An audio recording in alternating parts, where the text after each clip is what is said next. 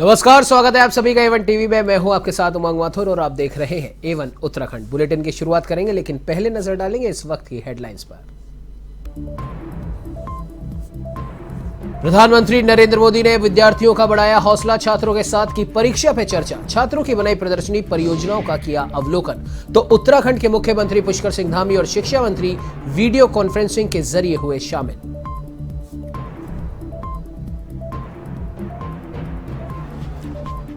मुख्यमंत्री पुष्कर सिंह धामी ने किया ऐलान, ग्रीष्मकालीन राजधानी गैरसैंण में होगा बजट सत्र। जून माह के दूसरे पखवाड़े में सरकार कर सकती है बजट सत्र आहूत।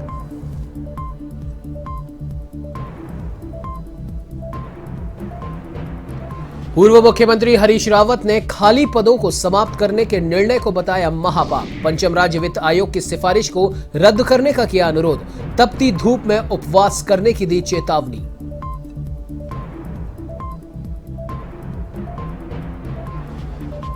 हल्द्वानी के फतेहपुर वन रेंज में बाघ का आतंक, एक और महिला को उतारा मौत के घाट। घटना के बाद गुस्साए ग्रामीणों ने जमकर मचाया बवाल। पुलिस ने किया मामले को शांत।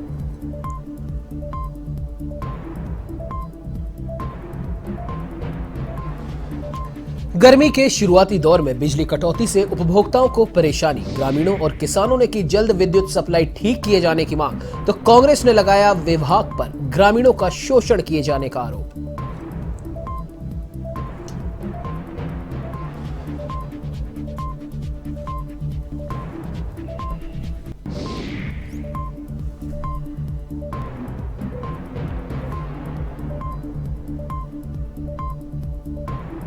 अब आइए बुलेटिन की शुरुआत करते हैं विस्तार से। प्रधानमंत्री नरेंद्र मोदी ने परीक्षा पे चर्चा के दौरान 9वीं से 12वीं कक्षा के छात्रों के साथ संवाद किया। कार्यक्रम नई दिल्ली के तालकटोरा स्टेडियम में आयोजित किया गया, जिसमें करीब 1000 छात्र शामिल हुए। सबसे पहले प्रधानमंत्री ने देश भर के छात्रों द्वारा बनाई गई कई प्रदर्शनी और परियोजनाओं का अवलोकन किया। तो वहीं एक छात्र द्वारा विकसित ब्लूटूथ सर्विंग टेबल का भी जायजा लिया, जिसका इस्तेमाल कोविड रोगियों के लिए किया जा सकता है। आपको बता दें कि इस दौरान मन की बात का 3D प्रिंटेड रेडियो ट्रांजिस्टर विकसित करने वाले छात्रों से ऑटोग्राफ भी लिया। पीएम मोदी ने छात्रों से संवाद करते हुए उनके सवालों के भी जवाब दिए और उनका मार्गदर्शन किया। इस साल परीक्षा पे चर्चा का ये 5वां संस्करण था।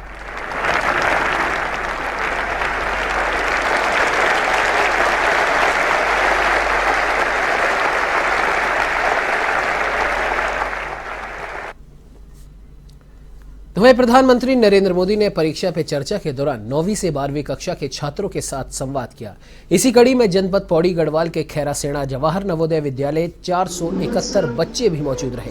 वर्चुअल माध्यम के जरिए संवाद में पूर्व मुख्यमंत्री त्रिवेंद्र सिंह रावत भी मौजूद रहे और गांव खैरासेना में छात्राओं में भी काफी उत्साह देखने को मिला।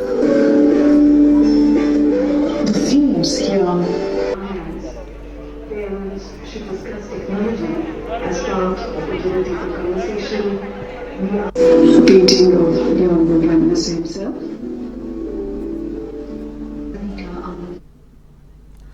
तो वहीं मुख्यमंत्री पुष्कर सिंह धामी ने मुख्यमंत्री आवास स्थित मुख्य सेवक सभागार में प्रदेश के विभिन्न क्षेत्रों से आए लोगों से मुलाकात की। सभी ने मुख्यमंत्री को शुभकामना देने के साथ ही अपनी अपनी विभिन्न समस्याओं से अवगत करवाया। मुख्यमंत्री ने सभी का आभार जताते हुए कहा कि राज्य सरकार जन अपेक्षाओं के अनुरूप प्रदेश के समग्र विकास के प्रति संकल्पबद्ध है।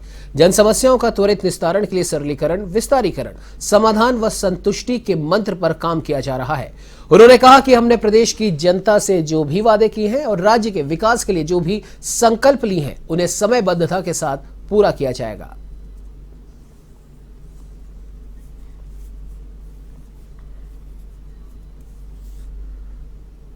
तो वहीं धामी सरकार का बजट सत्र राज्य की ग्रीष्मकालीन राजधानी गैरसैंण विधानसभा में ही होगा। मुख्यमंत्री पुष्कर सिंह धामी ने इसका ऐलान किया। सूत्रों के मुताबिक प्रदेश सरकार जून माह के दूसरे पखवाड़े में गैरसैंण में सत्र आहूत कर सकती है। राज्य सचिवालय में पत्रकारों से बातचीत के दौरान मुख्यमंत्री ने कहा कि विधानसभा का यह सत्र चुनाव के तत्काल बाद हुआ। इसमें सरकार लेखानुदान लेकर आई और अब पूरा बजट लेकर आएगी। बजट सत्र क्या गैरसैंण में आहूत होगा? इस प्रश्न के उत्तर में मुख्यमंत्री ने कहा कि निश्चित तौर पर वही होगा। उन्होंने कहा कि सरकार इसकी पूरी तैयारी भी करेगी। सूत्रों के मुताबिक जून महीने में सरकार बजट सत्र आहूत कर सकती है। इस बात की भी संभावना है कि सत्र जून महीने के दूसरे पखवाड़े में हो।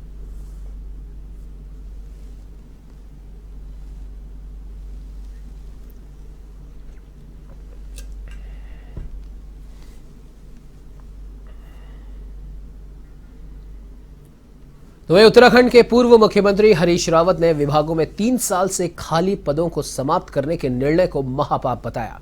उन्होंने मुख्यमंत्री पुष्कर सिंह धामी से पंचम राज्य वित्त आयोग की सिफारिश को रद्द करने का अनुरोध किया और 1 सप्ताह में सिफारिश रद्द न होने पर तपती धूप में उपवास करने की चेतावनी दी है। अपनी फेसबुक पोस्ट के माध्यम से मुख्यमंत्री को लिखे गए पत्र में उन्होंने कहा कि यह हजारों बेरोजगारों की आशाओं पर कुठाराघात है। अब भी कुछ नहीं बिगड़ा है, इस सिफारिश को रद्द किया जाए। इसके लिए सरकार को 1 सप्ताह का समय दिया जाता है। इस बीच इसे निरस्त नहीं किया गया तो वो तेज धूप में दोपहर 12 बजे से 1 बजे तक उपवास पर बैठेंगे ताकि सरकार को बेरोजगारों के दर्द का कुछ तो एहसास हो सके।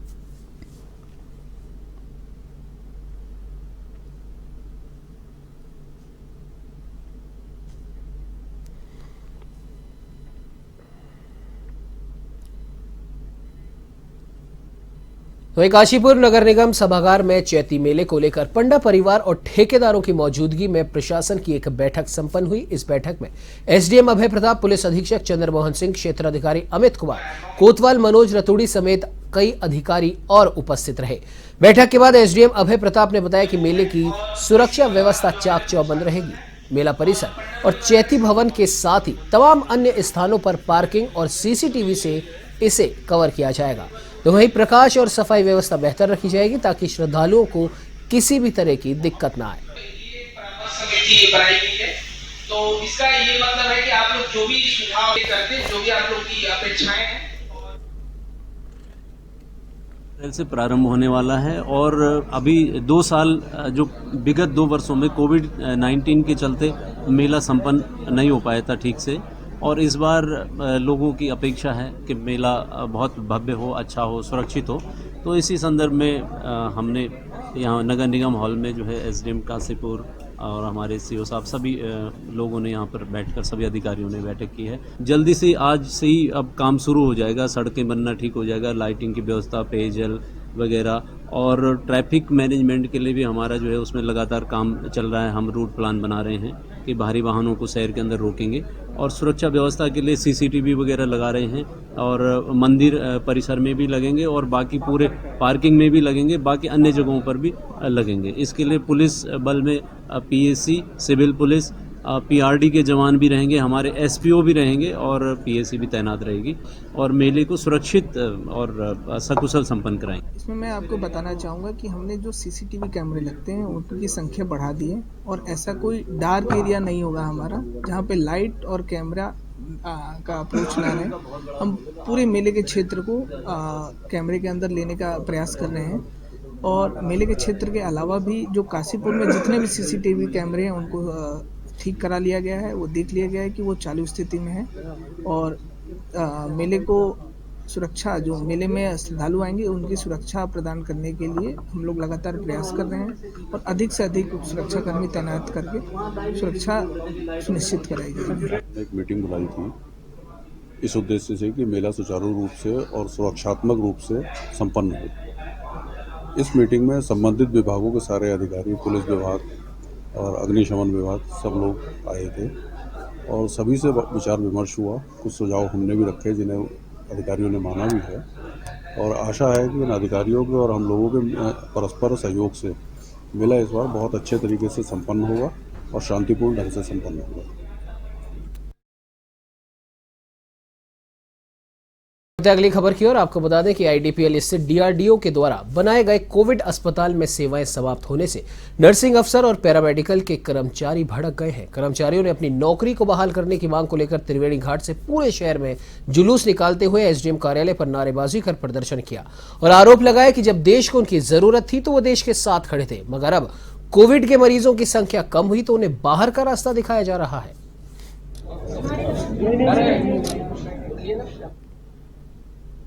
और मैं नर्सिंग ऑफिसर हूँ डीआरडीओ में। सर, हम इस मांग को लेकर हमने कोविड के टाइम पर काम किया। सर, जिस टाइम पे कोई भी एग्री नहीं था काम करने के लिए, हम लोग अपना घर बार छोड़ के, जिस टाइम पे लोग चिताओं को भी आग नहीं दे रहे थे, परिवार ने साथ छोड़ दिया, तो उस टाइम पर हम लोगों ने काम किया।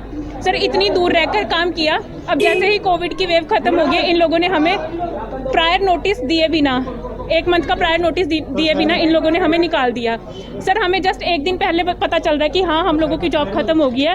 सर बस मैं केंद्र सरकार और राज्य सरकार से यही मांग कर रही हूँ कि प्लीज़, मतलब हम लोगों ने उस टाइम पे काम किया, हमने देश को सपोर्ट उस टाइम पे किया जब कोई साथ नहीं था। एटलीस्ट सरकार, केंद्र सरकार और राज्य सरकार को थोड़ा हमारे बारे में सोचना चाहिए है कि हमने जैसे कोविड की दूसरी वेव और तीसरी वेव में काम किया है, पूरे महामारी के टाइम पे हम देश के साथ खड़े रहे और आज हमें नौकरी से निष्कासित किया जा रहा है। दंड इसलिए क्योंकि कोरोना कम हो गया है और इनको हमारी ज़रूरतें ख़त्म हो गई है, सिर्फ इस वजह से हमें जो है वो नौकरी से निष्कासित कर रहे हैं। अभी हमारी मांगे सिर्फ सरकार से यही है कि जो है हमारे नियमित रोजगार का प्रबंध करे जिस भी तरीके से हो सके, क्योंकि हम 10 महीने से सब कुछ छोड़ छाड़ के, परिवार छोड़ छाड़ के यहाँ पर पड़े हुए हैं। मैं लैब टेक्नीशियन हूँ एम्स DRDO में। सर हमने पिछले 10 महीने से काम किया है। ऐसे टाइम पे काम किया जब कोई भी बंदा घरों से बाहर नहीं निकल रहा था। हमने अपना परिवार छोड़ के कोविड केयर सेंटर में एटलीस्ट 24 आवर हमने ड्यूटियाँ दी है। 10 महीने काम करने के बाद हमें बीच में रिलीज़ कर दिया गया था। फिर कोविड की 3rd वेव आई तो 3rd वेव में हमें रिकॉल करके दोबारा बुलाया गया। हमारा यही मांग है हमारी राज्य सरकार से कि हमें कहीं समायोजित किया जाए उत्तराखंड में।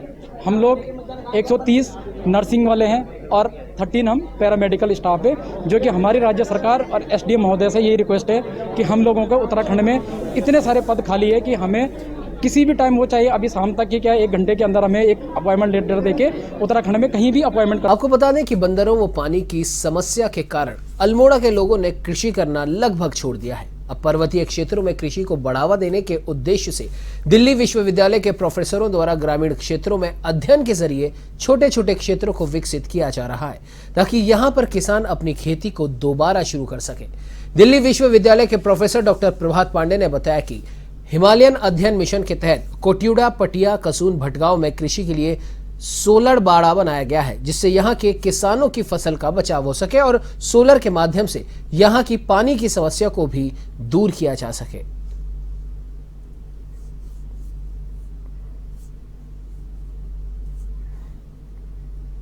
तो अल्मोड़ा जनपद में पार्किंग की समस्या को देखते हुए जिला प्रशासन ने तहसील मुख्यालयों, नगरीय क्षेत्रों, कस्बों और पर्यटन स्थलों में वाहन पार्किंग निर्माण किए जाने की कवायद शुरू कर दी है। जिलाधिकारी वंदना सिंह ने बताया कि जनपद पर्यटन को बढ़ाने के लिए 15 स्थान चयनित किए गए हैं।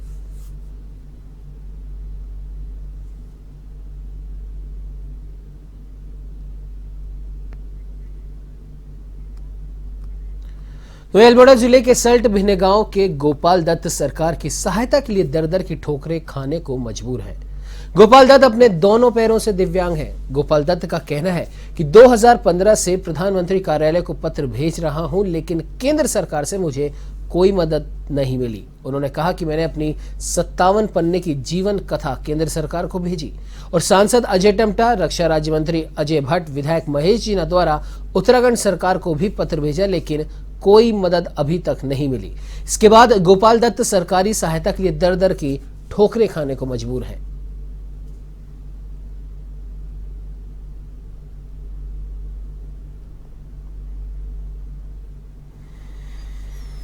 वहीं गर्मी के शुरुआती दौर से पहले ही बिजली कटौती से उपभोक्ताओं की परेशानी अब बढ़ने लगी है।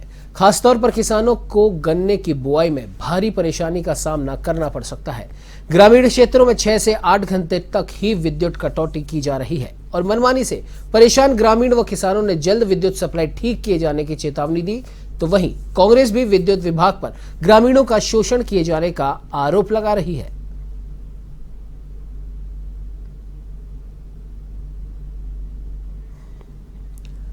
तो एक केला काटने की प्रक्रिया के साथ ही बसंती पूजा की शुरुआत भी हो गई है। बता दें कि दुर्गा मंदिर दिनेशपुर में हर वर्ष की तरह इस वर्ष भी देवी बसंती पूजा के लिए केला काटने की प्रक्रिया की गई। इस दौरान बंगाली समाज की महिलाएं अपनी पारंपरिक वेशभूषा में मंदिर परिसर में पहुंची और देवी मां की पूजा अर्चना की।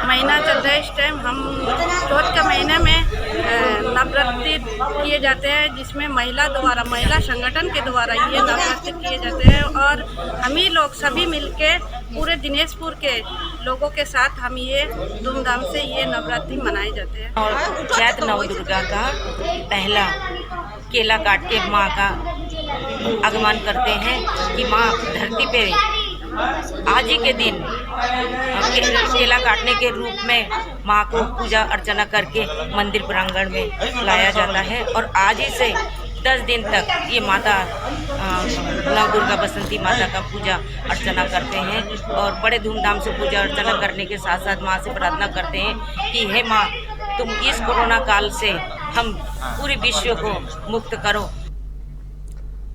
तो उत्तराखंड के पर्वतीय क्षेत्रों के जंगलों में हर वर्ष आग की घटनाएं सामने आती हैं। गर्मियों के मौसम में इसकी घटनाएं बढ़ने लगती हैं, पर अब मार्च के महीने से ही अल्मोड़ा के जंगलों में आग लगने लगी है। इसी कड़ी में अल्मोड़ा के पाटिया क्षेत्र में आग लगनी शुरू हो गई है, जिसे लेकर ग्रामीणों द्वारा भरपूर प्रयास किया गया, पर आग बेकाबू होती नजर आई। हालांकि वन विभाग आग को लेकर अपनी तैयारियों की बात तो कर रहा है, लेकिन मौके पर वन विभाग का कोई भी कर्मचारी नहीं दिखाई देता।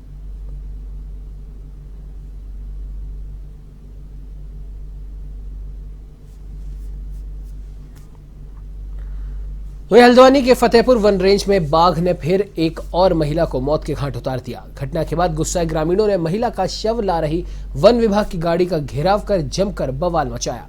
पुलिस के हस्तक्षेप के बाद ग्रामीण किसी तरह शांत हुए और महिला का शव पोस्टमार्टम के लिए भेजा गया।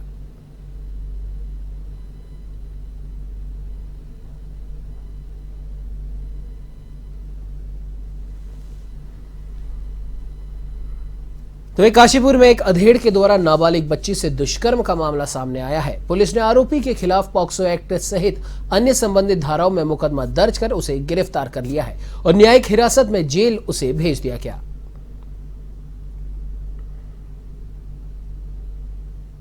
एक नाबालिग बालिका के साथ दुष्कर्म एक व्यक्ति के द्वारा किया गया है, जिसका नाम नजाकत है और ये अली खां मोहल्ले का रहने वाला है।